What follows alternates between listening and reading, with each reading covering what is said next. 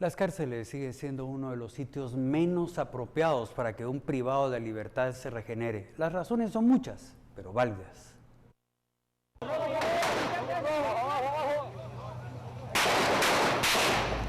Estas son imágenes que las cámaras de Noticiero Guatevisión han captado durante los últimos años, en las historias sangrientas, en motines en las cárceles del país.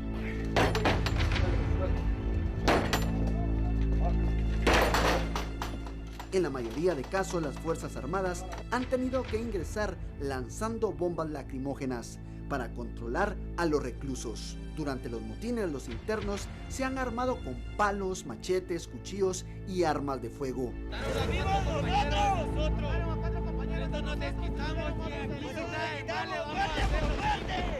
Para algunos representantes de la sociedad civil, las prisiones se han convertido en escuelas del crimen organizado, debido al incremento de hombres y mujeres que han sido capturados. Y es común ver que durante los motines, los agentes de la Policía Nacional Civil son siempre recibidos a balazos. Autoridades del sistema penitenciario comentaron a Noticiero Guatevisión de alarmantes cifras de reos que se encuentran detenidos en las 21 prisiones del país. Las cárceles fueron construidas para 6.809 reclusos. En este año 2015, las 21 prisiones de todo el país manejan un reporte de 19.943 reos, o sea que hay una sobrepoblación de 13.000 detenidos. Las autoridades penitenciarias confesaron ante Guatevisión que uno de los principales problemas de la serie de enfrentamientos sangrientos y luchas de reclusos se debe a que hay 10 grupos conformados que se defienden unos de otros. Hay incremento en el tema de detenciones, hay incremento en el tema de sentencias. El sistema carcelario, el modelo actual, recordemos que estamos hablando de 1968, donde inicia el actual y vigente y modernizado sistema penitenciario. ¿Por qué? Porque no queríamos salir, porque somos expandilleros. Nos quieren ir a meter con los vatos de que están todavía en la onda. Ahora ni quieren que sigamos firmes. Nos van a meter, nos van a matar. Estos grupos son la Pandilla 18, la Mara Salvatrucha, expandilleros, sentenciados, preventivos, de alta peligrosidad, políticos, testigos protegidos y narcotraficantes. Una de las grandes dificultades del sistema es que no tiene una clasificación de reos, ¿verdad?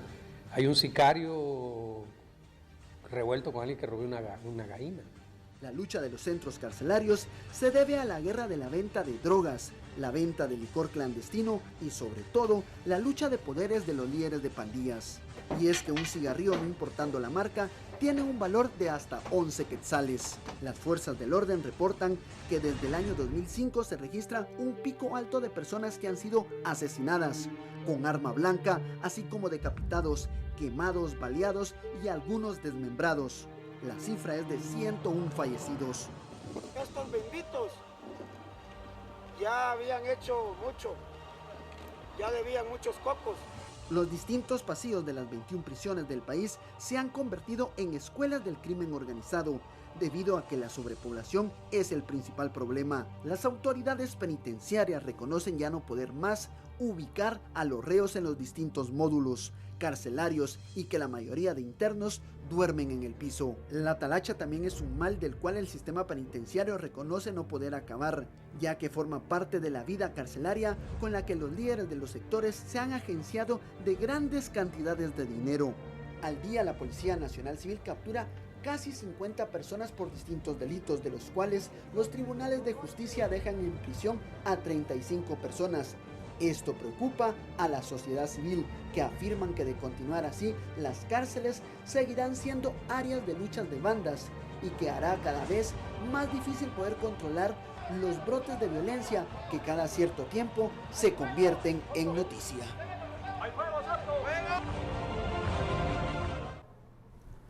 Los artistas guatemaltecos tienen aquí un espacio para que se escuche su voz. No, yo creo que él, que conoce el mundo del cine, tiene más que los otros presidentes que hemos tenido la obligación de darse cuenta que esto es parte de la responsabilidad de un país, ¿no? Y yo espero que tome su responsabilidad. Digamos que el cine es una ventana muy, muy importante y que traspasa la frontera de lo cultural, de lo cinematográfico y de lo artístico, que se vuelve una cosa diplomática y política. Las campañas que se hacen en los Estados Unidos para los Oscar son campañas completamente diplomáticas. Los países están representándose, de verdad, están ahí representándose. Todas las embajadas y los consulados están abriendo sus puertas y recibiendo a todos los miembros de la academia, no para hablar de cine, no para hablar de la película, para hablar del país. Yo, que también tengo la doble cultura francesa, fui a todos los recibimientos franceses que hizo el consulado francés, y están ahí, claro está, es la película la que invita, pero lo que están haciendo es hablar de sus quesos, hablar de sus vinos, hablar de sus paisajes, hablar de todo esto, ¿no? O sea, es genial. Eso es lo que Guatemala tiene que entender, que el cine es una ventana, es una bandera, es un estandarte, o sea, es como algo que todavía esa visión no la tenemos. En una sociedad democrática, el rol fundamental de los periodistas es muy importante para su fortalecimiento.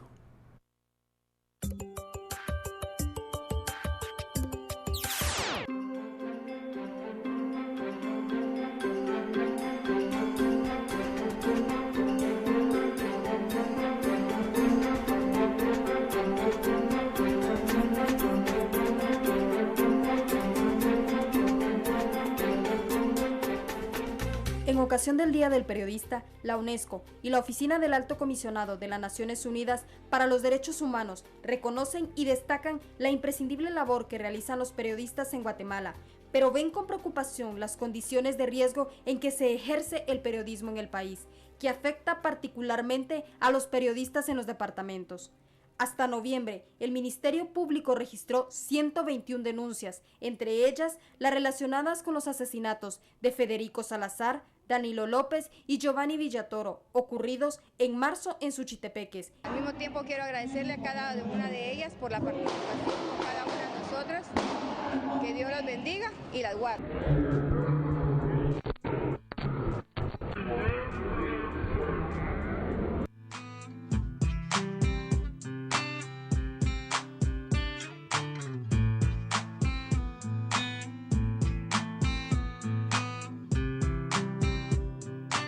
Por los cuales existen procesos penales en curso. Los ataques contra periodistas incluyen amenazas por parte de actores no estatales, agentes estatales, actores del crimen organizado, casos de violencia sexual contra mujeres periodistas, así como acciones penales presentadas por funcionarios en contra de periodistas. En este contexto, ambas organizaciones consideran importante que el Estado de Guatemala apruebe la propuesta del sistema de protección al ejercicio periodístico dentro de una política pública de protección a defensores de derechos humanos. Una sociedad verdaderamente democrática se construye sobre la base de la pluralidad de información y opiniones. Por ello, subrayan el rol que tienen columnistas, periodistas y comunicadores sociales en la construcción de una ciudadanía participativa, a partir del debate y el contraste de ideas de diversa índole. Asimismo, recuerdan que la libertad de expresión es un derecho humano fundamental para la construcción de sociedades inclusivas y de conocimiento abierto. Ambas organizaciones resaltan la necesidad de garantizar que los periodistas puedan ejercer su labor en condiciones dignas y seguras, por lo que resulta indispensable asegurar condiciones laborales adecuadas, especialmente para quienes ejercen el periodismo en los departamentos, municipios y comunidades. Señalan que en el marco de sus mandatos, UNESCO y OACNUR seguirán promoviendo la libertad de expresión, reiteran su disposición a continuar brindando apoyo y asistencia técnica al Estado, con miras a garantizar un entorno seguro y favorable para el ejercicio periodístico.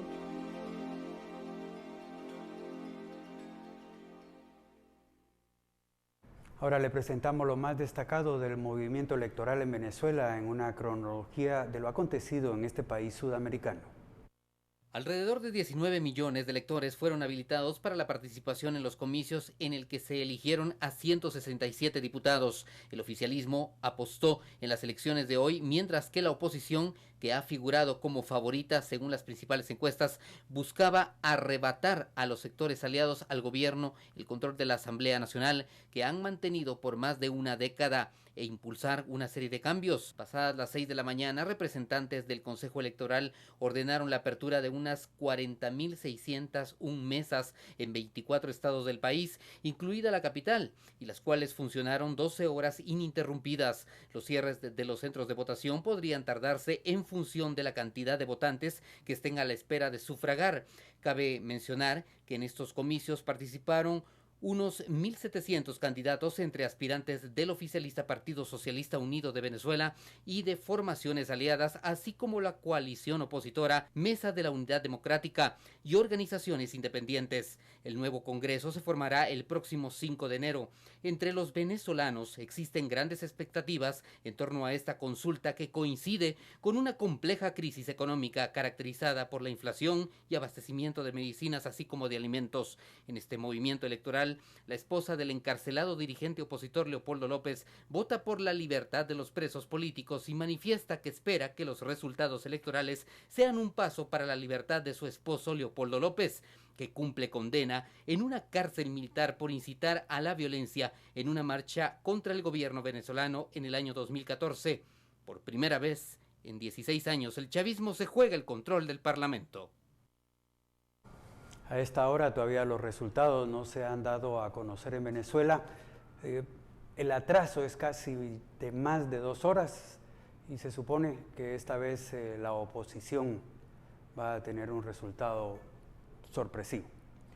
Por segundo año consecutivo, Expresat Guatemala realizó la carrera corriendo por un pavo, esta vez con el objetivo de apoyar a Unicar.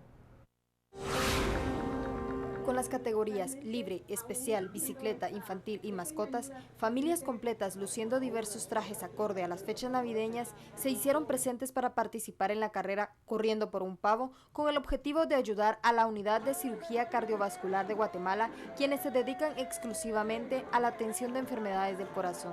Sabemos que la situación acá en Guatemala está muy crítica, sabemos de que Unicar es una institución media pública y media privada, pero también ellos están de escasos medicamentos, ¿verdad? Y necesitamos ayudarlos para que se curen más personas. Eso significa que somos todos iguales y que no hay diferencias.